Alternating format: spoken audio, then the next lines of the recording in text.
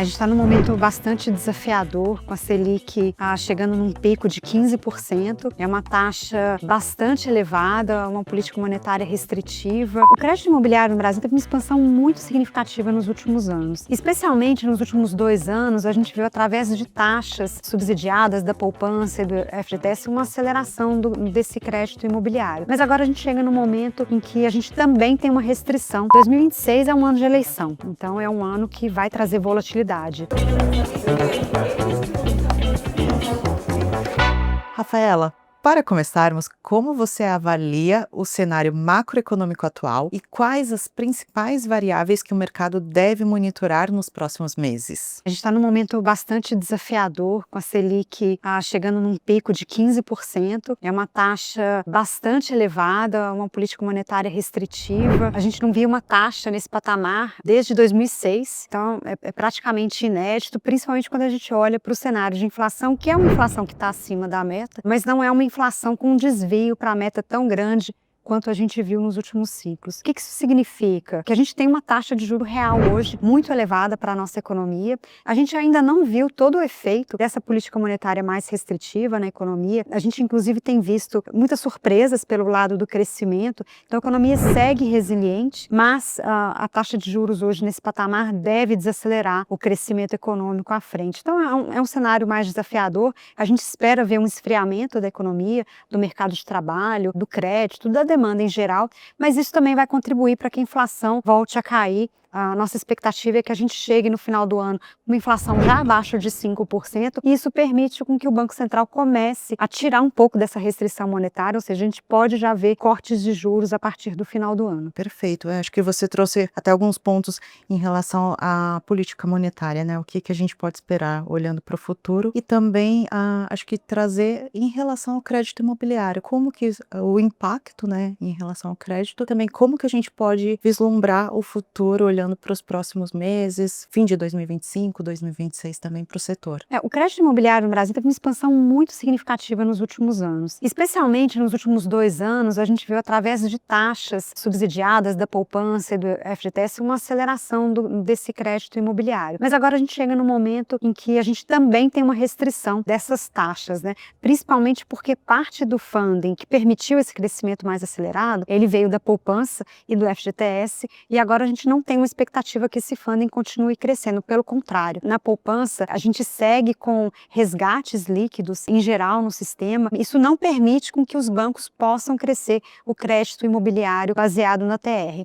Hoje a solução que a gente tem para crédito imobiliário ou está atrelada a IPCA ou a Selic, e ambas as taxas estão em patamares bastante elevados. A Selic em 15%, mesmo o IPCA mais 7%, que é a referência do título do Tesouro, é uma taxa muito alta para financiamentos longos. Quando você faz financiamento imobiliário 15, 20 anos, com taxa muito alta, isso faz com que as prestações, né, as parcelas sejam elevadas e poucas famílias tenham acesso a esse financiamento. Então é natural que, num momento de política monetária mais restritiva, a gente tenha uma desaceleração do crédito imobiliário. Por outro lado, os canais, né, de crescimento do crédito imobiliário se fortaleceram muito nos últimos anos, com as securitizações, com o crescimento do mercado de capitais. Então, quando a gente tiver uma perspectiva mais firme de queda de juros, a gente deve ver uma reaceleração do crédito imobiliário no Brasil. Em relação ao setor imobiliário como um todo, né, você apontou esses aspectos, ele responde de uma forma muito sensível, né, a esses impactos todos econômicos. E como você vê o comportamento do consumidor e dos investidores olhando também num ciclo futuro?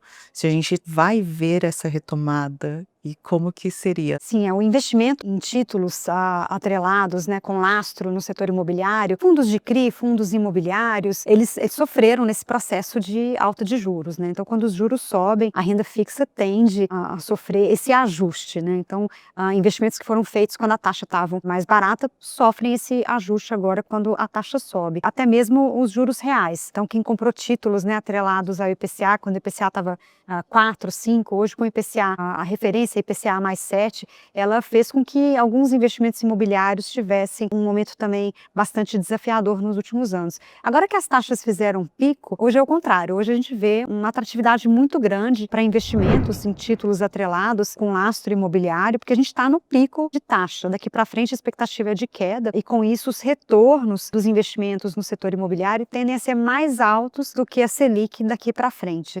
Então a oportunidade de investimento hoje ela é mais atrativa. O setor está, como a gente fala, está barato, né, como a bolsa, né? A gente vê essa correlação muito grande entre investimentos no setor imobiliário, investimentos na bolsa. Quando as taxas de juros sobem, esses investimentos ficam mais atrativos, porque eles estão mais descontados. Então, quando a gente tiver a consolidação desse cenário de queda da inflação e queda de juros, os retornos dos investimentos vão se acelerar. Para encerrar, queria trazer a visão em relação a 2026. 2026 é um ano de eleição, então é um ano que vai trazer volatilidade. Ele vai ser um pouco atípico porque a gente está vendo o pico da taxa de juros agora em 2025. Então, possivelmente em 2026, a gente já pode ter algum alívio, como eu falei, né, com a queda de juros, mesmo sendo o ano de eleição, por conta desse pico inflacionário que passou. Mas a gente tem riscos no cenário. Então, 2026, por ser um ano de eleição, a gente pode voltar a ver expansão de gastos, essa expansão fiscal que atrapalha, né, principalmente a inflação, pode voltar a ver taxa de câmbio mais depreciada.